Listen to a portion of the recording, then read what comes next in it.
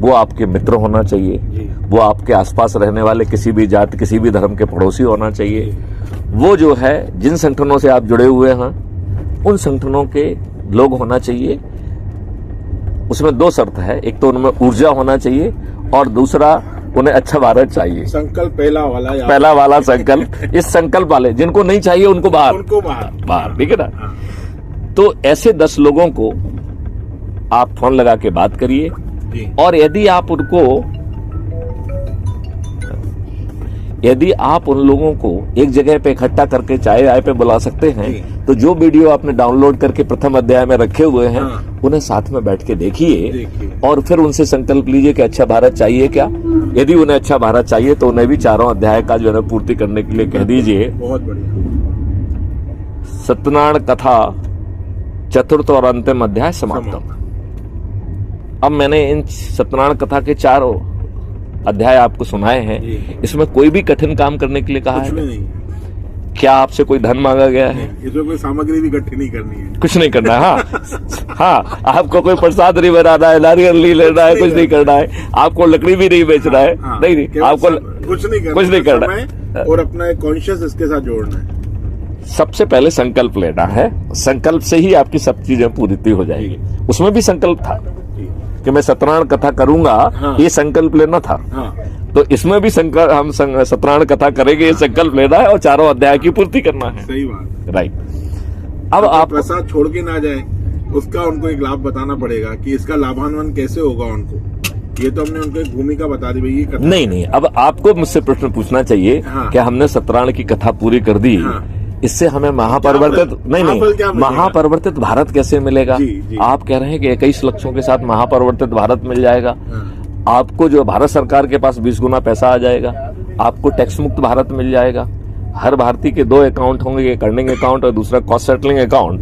तो जब आपके अर्निंग अकाउंट में पैसा नहीं होगा तो आपको अपने पड़ोसियों से, मित्रों से, बैंक से, साहूकार से नहीं लेना होगा। आपको अपने ही अकाउंट से बिना मांगे ऑटो स्वैप से पैसा मिल जाएगा। जब आपके अकाउंट में आएगा तो अपने आप पट जाएगा, आपको वो टेंशन भी नहीं पालना है। तो आपको कर्ज मुक्त भारत मिल गया कि नहीं मिल गया? बिल्कुल, है ना। फिर आपके जहन में एक प्रश्न आ रहा होगा, वो मैं बाद में बताऊंगा।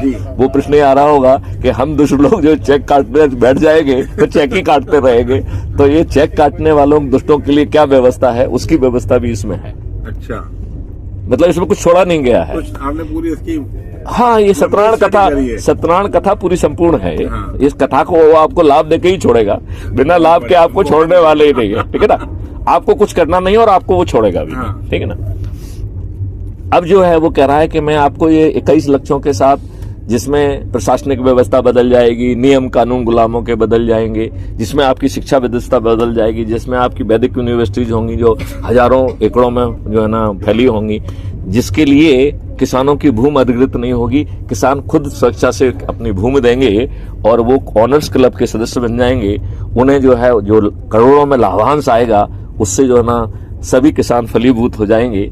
तो जो आज की दुष्ट व्यवस्था है जिसमें हम किसानों की जमीन अधिकृत करके उन्हें टुकड़ों पर पड़ने के लिए छोड़ देते हैं और उनमें से कुछ लोग दारू पी के खा के जो पैसा भी मिलता है उसे खत्म कर देते हैं।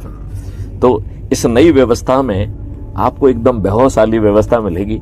इसके 21 लक्ष्य महा क्या है वो कथा के बाद आपको डिस्क्रिप्शन बॉक्स में उसकी लिंक मिल जाएगी, तो उसे आप डाउनलोड करके आराम से पढ़ लीजिए, ठीक है ना। अब इसके साथ वो आपको 5 मौलिक अधिकार दे रहा है जी। अच्छा, ये जो इतनी चीजें जो दे रहा है इसमें भारत सरकार से कह रहा है कि भाई हम आपकी आमदनी 20 गुनी कर देंगे, 20 गुनी। अच्छा, शर्त यह है कि आप भारतवासियों से टैक्स नहीं लोगे। वाह।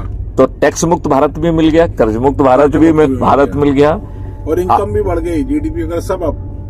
अब जीडीपी तो आप छोड़िए, अब जीडीपी तो बाद में आते हैं।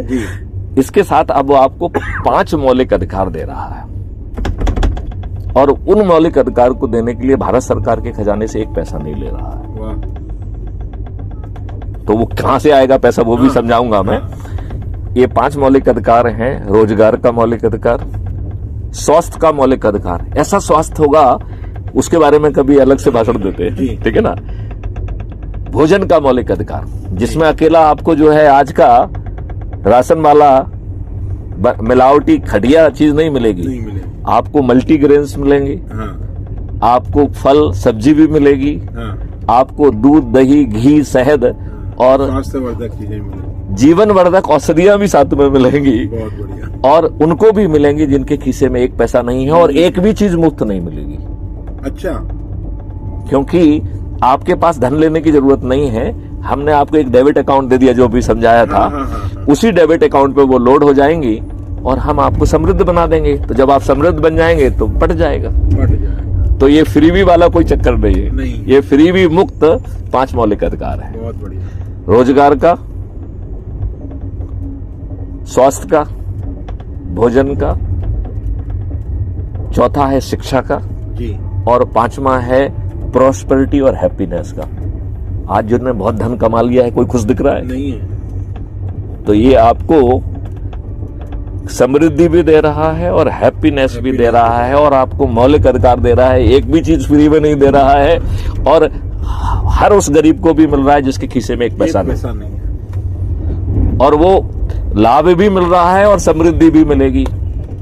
उसे प्राइम मिनिस्टर आवास गृह में रहने की जरूरत नहीं होगी, वो अपने सपने का घर उसका स्वतः निर्मित हो जाएगा, और वो तब भी निर्मित होगा जब उसके खीसे में एक पैसा नहीं होगा।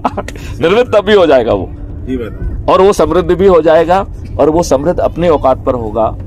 तो कैसे होगा? कैसे होगा? ये एक एक्स प्रश्न कहां से होगा? तो वो कह रहा है कि सिस्टम आपके पास पहुंचेगा कि भाई साहब आप कुछ तकलीफ में दिख रहे हैं, नहीं आप तक नहीं, वो तो उसको मालूम है ना कि आपके डेबिट अकाउंट पे चार्ज हो रहा है और आप कमा रहे नहीं हो, तो समस्या सब कुछ मालूम है उसको कुछ आपसे कुछ नहीं पूछना है। वो कहेगा भाई साहब आप तकलीफ में हैं, हम आपसे मिलना चाहते हैं, आप हमें कब समय देंगे? तो आपने कहा जाओ 11 बजे आ जाओ, तो वो 11 बजे आपके पास पहुंचेगा। उसके पास तो पूरा लेखा जोखा है। सही बात। वो कहेगा चलो ये समस्याएं और पैसा दे लेना तो बाद में अपन निपटा लेंगे, अपन और बातें कर लेते हैं। तो बताओ तुम्हारी शिक्षा क्या है, तुम्हारा हुनर क्या है, तुम क्या करना चाहते हो, क्या कर सकते हो, ये ऑप्शंस है तुम्हारे सामने। तो आपने तय किया कि साहब हम ये कर लेंगे। तो उसने कहा कि अच्छा इसको करने के लिए आपको और क्या शिक्षा देना है, क्या ट्रेनिंग देना है, तो वो देगा पहले।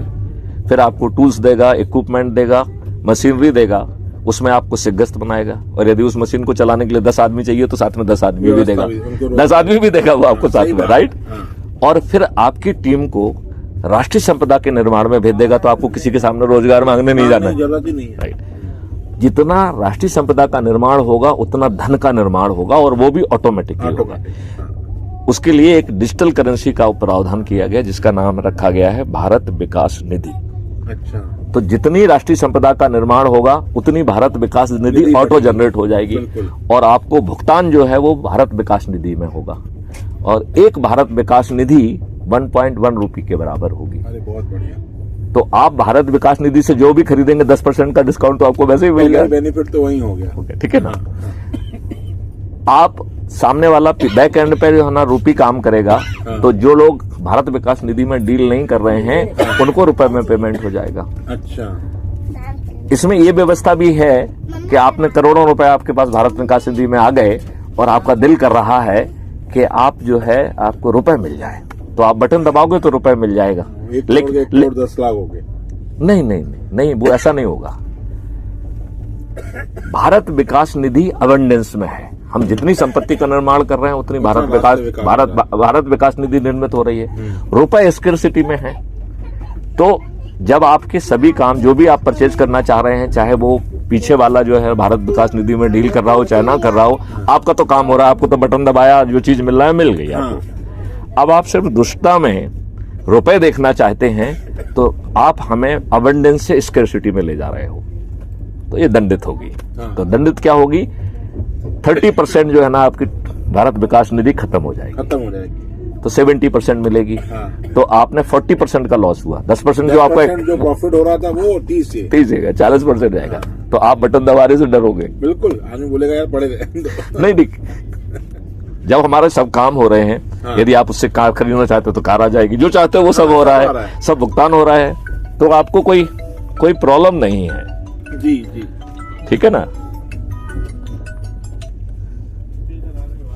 तो आपको ऐसा अद्भुत भारत मिल जाएगा, भारत सरकार के ऊपर एक भी पैसे का खर्च नहीं आएगा, क्या मैं आपको संतुष्ट कर पाया हूं? हाँ बिल्कुल सही बात है। हम जो माननीय नरेंद्र मोदी जी कह रहे हैं कि 3 ट्रिलियन से 5 ट्रिलियन हो जाएगी, हाँ। मैथिली शरण गुप्त कह रहे हैं कि 500 ट्रिलियन हो जाएगी और 5000 ट्रिलियन भी हो जाएगी। भारत तो सबसे समृद्ध देश होगा। सबसे समृद्ध होगा। भारत की जो है ना वैदिक विश्वविद्यालय के बराबर तो एक भी विश्वविद्यालय विश्व में कहीं भी नहीं होगा। नहीं होगा। Bharat will become the land of opportunity. जितने भी अच्छे ब्रेन होंगे वो सब भारत में आ जाएंगे। अभी आप ब्रेन ड्रेन के लिए रो रहे हो, सही बात है। जब लैंड ऑफ अपॉर्चुनिटी होगा तो जो भारत के लोग ब्रेन है वो भी आ जाएंगे और जो विदेश के बॉर्ड है वो भी आ जाएंगे। और हमारे पास तो धन अबंडेंस में है, हाँ। तो हम उनको डॉलर भी, हाँ बिल्कुल, वो करोड़ों चाहेंगे तो करोड़ों देंगे, करोड़ों भी देंगे। सही बात है, क्योंकि धन की तो कमी है नहीं। हाँ। अब आपको क्या ये विश्वास हो गया कि ये सब हो जाएगा? तो ये तब तक नहीं होगा जब तक इनके सपोर्टिंग इकोसिस्टम और कानून हम पार्लियामेंट में पास ना करें। तो जैसे आपको 4 अध्याय वाला सत्यनारायण की कथा है, हाँ। तो राजनेताओं के लिए 2 अध्याय वाली एक सत्यनारायण की कथा और है। हाँ। तो उसके 2